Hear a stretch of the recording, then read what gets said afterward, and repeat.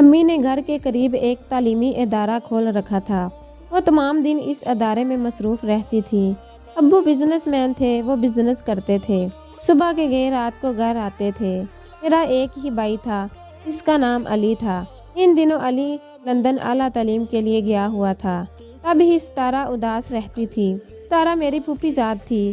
اگرچہ اس بات کا ذکر گھر میں کوئی نہیں کرتا تھا، لیکن اس بات کا علم سب کو ہی تھا کہ دادی جان اپنی زندگی میں ہی علی اور ستارہ کی منگنی کر گئی تھی۔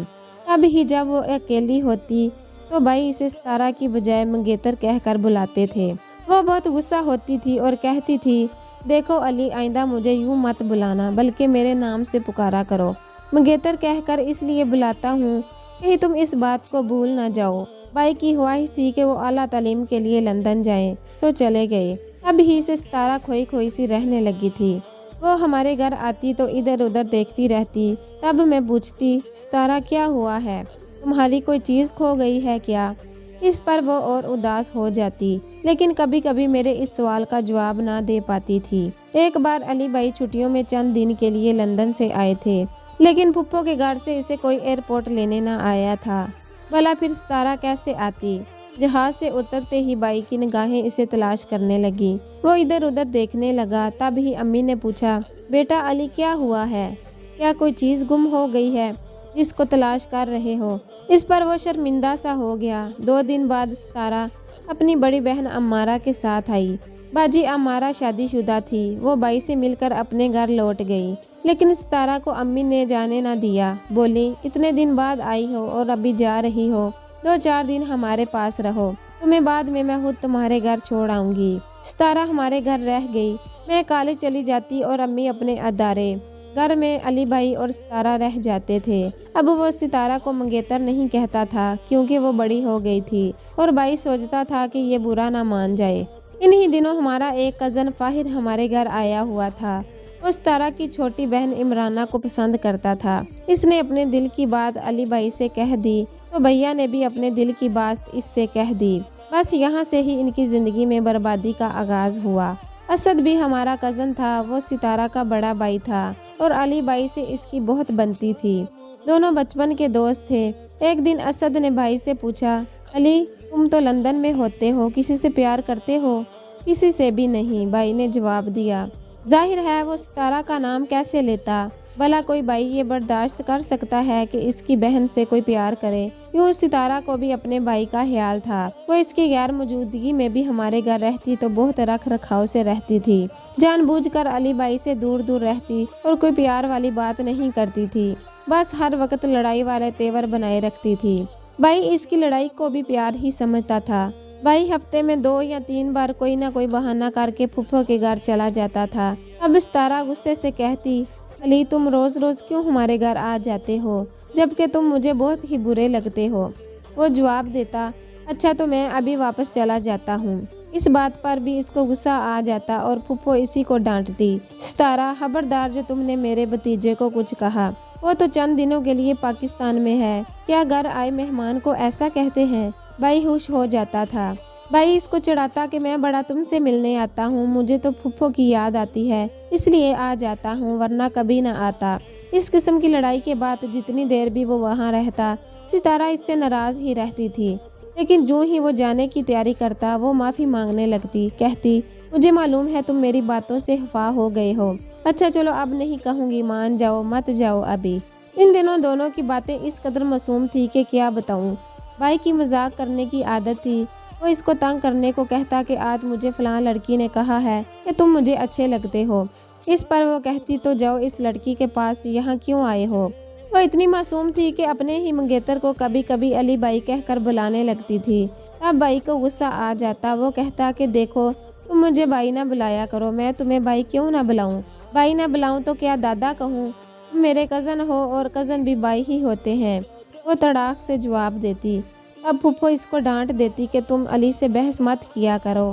وہ بیچاری شرمندہ ہو جاتی، تاہم وہ اکثر لڑکیوں والے سوال بھی اس سے کرتی تھی، مثلاً، علی کب کر رہے ہو تم شادی؟ وہ ابھی پیدا ہی نہیں ہوئی۔ علی ہنس کر جواب دیتا، मजाक मत करो, जल्दी से तुम शादी करो और मुझे अपनी शादी पर 2-4 जोड़े कपड़े खरीद कर देना, वरना मैं तुम्हारी शादी में नहीं आऊंगी।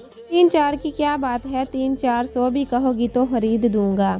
इस बात पर वो फिर नाराज हो जाती तो अली मिन्नत करने लगता, सुनो तारा, तुम्हारे बगैर मेरी शादी हो ही नहीं सकती। वो खुश हो जाती मगर समझ ना पाती कि अली क्या कह रहा है। हर एक दिन फाहिर आया और कहने लगा, अली तुम सितारा को आजमाओ तो सही, ये ना हो कि तुम इसको मंगेतर समझकर चाहते रहो और वो किसी और को मन में बसा ले। मेरा भाई दोस्त की बातों में आ गया।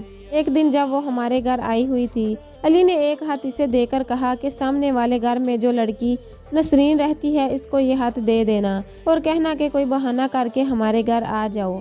वो पहले तो हैरान होकर अली को देखने लगी, फिर पूछा, क्या सचमुच दे आऊं? तब वो बोला, हाँ सचमुच दे आओ, मैं वाकई कह रहा हूँ, कोई मजाक तो नहीं कर रहा। वो लड़की मुझे अच्छी लगती है। सितारा का दिल मुरझा गया, इसे एहसास हुआ वो खो सी गई है और इसकी आंखें बाहर आई। अभी वो मुंह दूसरी तरफ फेर कर भाग गई।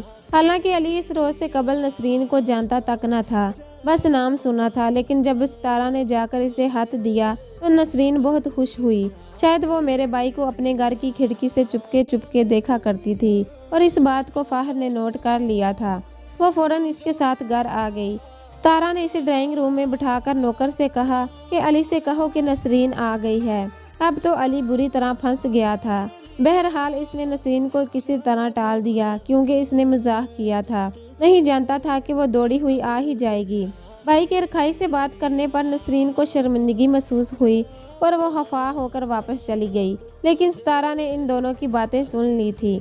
अम्मी स्कूल से आई तो नौकर ने बताया कि पड़ोसन लड़की आई थी। उन्होंने पूछा, अली बेटे नसरीन क्यों आई थी, क्या तुमने बुलाया था? सितारा की वाकफ है, शायद इससे मिलने आई होगी। भाई ने उल्टा बात सितारा पर डाल दी। अम्मी ने मजीद ध्यान ना दिया और मुलाजिम से कहा खाना लगाओ और मुझे कहा कि सितारा से कहो खाना खा ले। वो खाना खाने ना आई। तब ही भाई को एहसास हुआ। वो इसके कमरे में गया, देखा सितारा रो रही है। बजाय अफसोस के अली को मसरत का एहसास हुआ। यह इस बात का सबूत था कि वो मोहब्बत के जज्बों को समझने लगी थी। अली ने उससे कहा कि मैं अब वादा करता हूँ कि आइंदा कभी ऐसा मजाक ना करूँगा। अब चलो उठो, खाना खा लो, अम्मी बुला रही हैं। वो किसी सूरत भी मान ना रही थी। अली ने लाख कहा माफ कर दो, मजाक को मजाक समझो, तुम तो वाकई संजीदा हो गई हो। देखो क्या तुम मुझे इतना बुरा लड़का समझती हो कि मैं गैर लड़कियों के पीछे भागता फिरूंगा? मगर वो तो आज गुस्से में बिफरी हुई थी। बोली, मेरी बला से बस तुम चुप ही रहो, मैं तुमसे नफरत करती हूँ। मुझे कल भी तुमसे नफरत थी, आज भी है और हमेशा रहेगी। मैं प्यार करने वालों को पागल समझती हूँ और मुझे पागल बनने का कोई शौक नहीं है।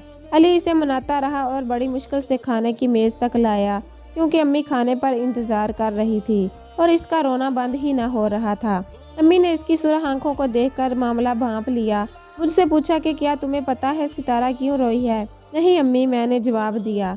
अब वो अली से मुखातब हुई कि कहीं तुमने तो कोई बात नहीं कह दी, मुझे सच सच बताओ, क्या तुम्हें कोई और लड़की पसंद है? क्योंकि मैं अब फौरन तुम्हारी शादी करना चाहती हूँ।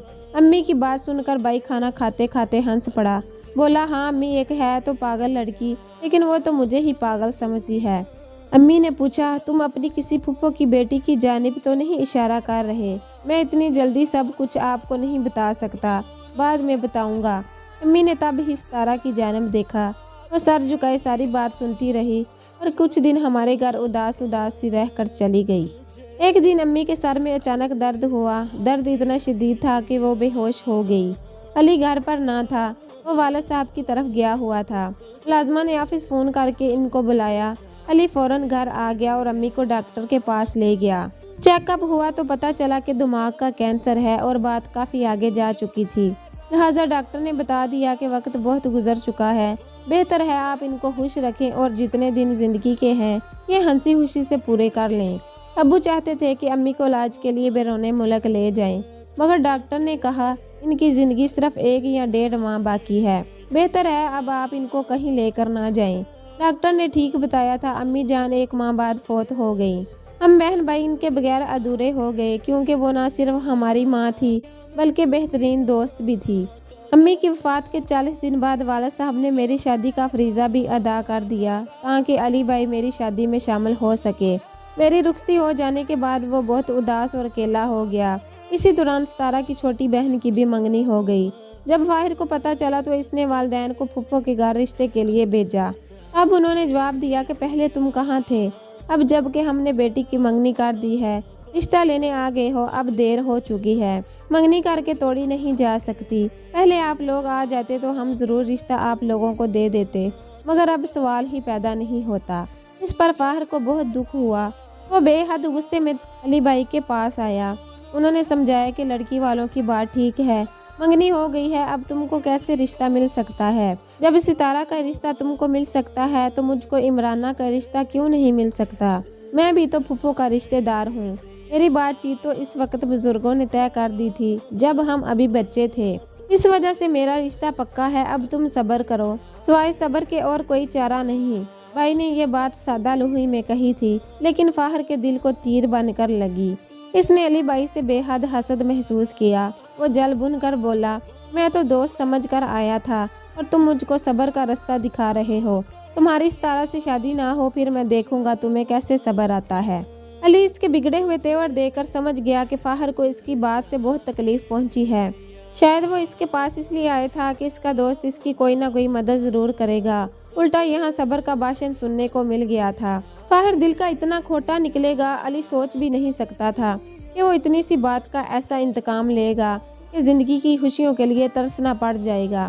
फाहिर ने घर जाकर असद को हाथ लिख दिया कि अली तुम्हारी बहन के साथ मोहब्बत के ड्रामे रचाता है और दूसरी तरफ पड़ोसन की लड़की को मोहब्बत नामे लिखता है। ये दो लड़कियों को एक साथ बेवकूफ़ बना रहा है। तुम अपनी बहन को संभालो, वरना खानदान भर में आप लोगों की इज्जत हाक में मिल जाएगी। मेरा यकीन नहीं तो नसरीन को फ़ोन करके खुद इससे पूछ लो। बेहतर तो ये है कि अपनी बहन को अली के घर मत जाने दिया करो।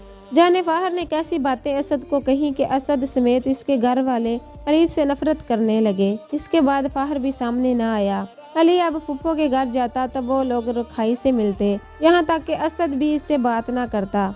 वो इससे दूर दूर रहने लगा था। खुदा जाने फाहिर ने क्या किया। सितारा ने सिर्फ इस कदर बताया कि असद भाई अम्मी अब्बू से कहते हैं अली लंदन से आया है और वहाँ इसकी सोसाइटी बहुत गलत है, यह दूसरी लड़कियों से भी दोस्ती रखता है, इनको धोखा देता है, वैसे ही हमारी बहन को भी धोखा दे देगा। इसने हमसाये की लड़की को भी खतूत लिखे हैं और इससे खुफिया दोस्ती की हुई है। इसने हमारी बहन से शादी कर भी ली तो जल्द इसे छोड़ देगा, इसको रिश्ता नहीं देना। मेरी दूसरी फूफो अपनी बेटी का रिश्ता अली को देने की आरज़ूमंद थी। उन्होंने भी फाहिर के कहने में आकर बड़ी फूफो को भड़काया कि ये पड़ोस की लड़कियों के पीछे फिरता है। पाकिस्तान को भी इसने लंदन समझ रखा है। फूफो ने फिर भी तस्दीक की। वो नसरीन के घर गई और बहुत प्यार और इल्तिजा से पूछा, अली ने तुमको खत लिखा था? वो बोली, हाँ, खत लिखा और मुझे अपने घर मुलाकात के लिए भी बुलाया था। ये सच बात है, आप कहें तो ये बात मैं अली के सामने भी करूँगी। फूफो के लिए बस इतना ही काफ़ी था। अली बहुत परेशान था। वो छोटी फूफो के पास गया जो फाहिर की चच्ची लगती थी। इनसे मिन्नत की कि बड़ी फूफो को समझाइए, इनको गलत फहमी हुई है, जो बातें वो सुन रही हैं वो सच नहीं है। मेरी माँ तो मर गई है, आप भी मेरी माँ की जगह हैं, मुझे खानदान से जुदा ना करें। वो कहने लगी, तुम मेरी बेटी सोबिया से शादी कर लो, मैं तुमको फिर से खानदान में शामिल करवा दूंगी।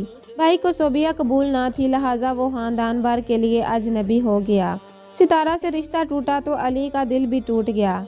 अब इसका मन किसी बात में न लगता था। घर में वालदा नहीं थी और बाहर की दुनिया में कोई खुशी नहीं थी। वालिद साहब इसको मरी ले गए ताकि इसकी सेहत बहाल हो और दिल किसी बात में लगे। अभी ये मरी में ही थे कि वालिद साहब को हार्ट अटैक हो गया। जब मुझको इतला पहुंची तो मैं अपने हावंद के हमरा दीवाना वार वहां पहुंच गई।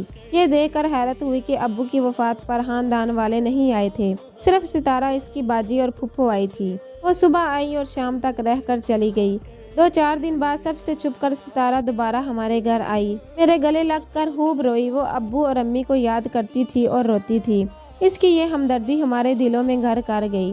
काफ़ी देर हम दोनों अब्बू मरहूम की बातें करती रही। मैंने सितारा से कहा, मैं तो चंद दिन बाद अपने घर चली जाऊंगी और अली अकेला रह जाएगा।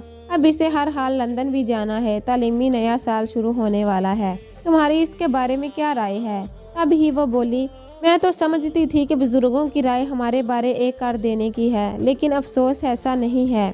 अगर तुम्हारी अम्मी फोत ना होती तो ऐसा ना होता, लेकिन अब तो रिश्तेदारों को मौका मिल गया है। लेकिन इसने तो तुम्हारे सिवा किसी का ख्याल तक दिल में नहीं रखा। آپی اب تو ہم دونوں گھرانوں کو خاندان والے عمر بھر ملنے نہیں دیں گے، لہٰذا کافی سوچ بچار کے بعد میں اس نتیجے پر پہنچی ہوں کہ ہمیں خاندان والوں کو اس معاملے سے دور رکھنا پڑے گا۔ میں اگر شادی کروں گی تو علی سے ہی کروں گی، اسے کہیے گا کہ میرا انتظار کرے، میں کالج کی پڑھائی ختم کر لوں۔ میں نے ستارہ کی کئی باتیں علی کو بتا دیں، وہ لندن چلا گیا، 2 سال بعد واپس لوٹا۔ ستارہ بھی گریجویشن مکمل کر چکی تھی۔ میں ایک روز اس سے ملنے چلی گئی، خوش قسمتی سے وہ گھر میں اکیلی تھی۔ میں نے پوچھا اب کیا ارادہ ہے؟ اس کی آنکھوں سے آنسو بہنے لگے۔ بولی علی نے لندن سے آنے میں دیر کر دی ہے، امی نے میرا رشتہ کسی اور سے طے کر دیا ہے۔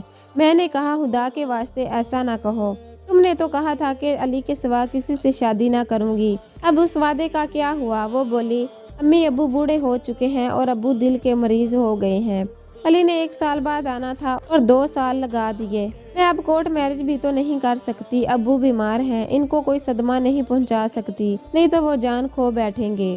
قصہ مختصر، علی کے دل پر جو قیامت گزری رقم نہیں کر سکتی۔ 4 سال تک زندگی کی ہر خوشی سے بیگانہ رہے، آخر میرے واسطے دینے پر گھر بسانے پر آمادہ ہو گئے۔ بہرحال میں نے ان کی شادی کروا دی، مگر کس سے؟